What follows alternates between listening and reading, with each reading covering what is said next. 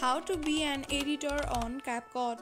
Hello everyone, welcome back to my channel Quick Guide. In this tutorial video, I will give you some ideas on how you can be an editor on Capcut. So let's begin.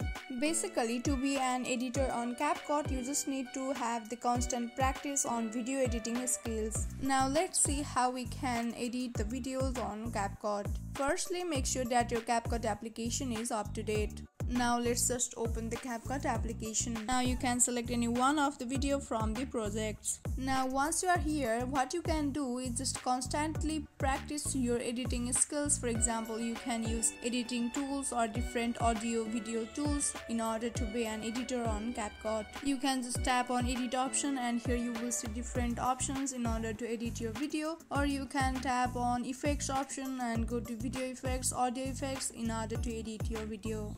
So being an editor on Capcut is basically a skill. So in order to be an editor, just play with different audio and video effects and different editing tools so you can be a perfect editor on Capcut.